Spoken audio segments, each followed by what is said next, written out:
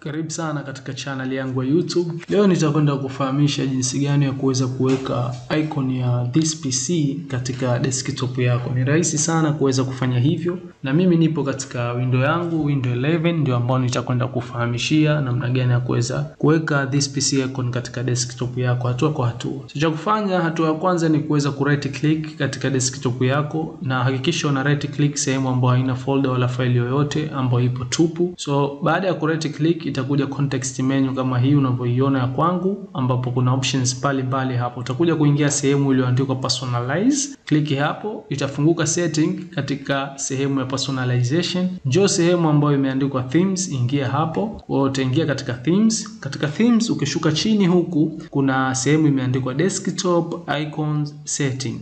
Kliki hapo kuweza kufungua hilo boxi la desktop icon setting. Kwa itakuja box kama hili unaloliona hapa ambalo linasomeka desktop icon settings, na hapa ndipo ambapo utazipata hizo icons unazoweza kuweka katika desktop yako. Sasa hivi kuna tick moja tu hapa ambayo ni ya recycle bin, na hata ukija katika desktop icon moja tu ndio ambayo unaiona hapa katika desktop yangu ambayo ni ya recycle bin. So sisi tunahitaji kuweka this PC katika desktop yetu.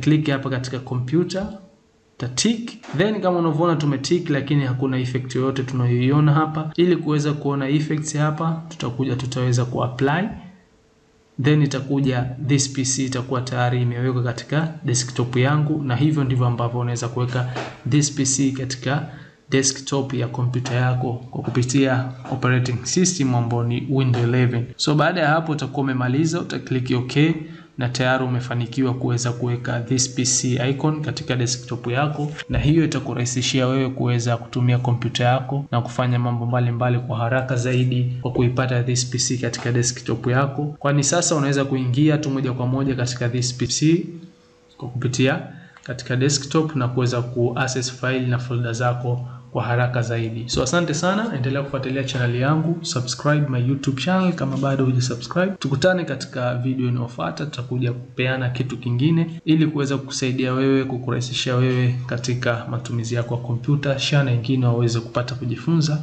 Asante sana.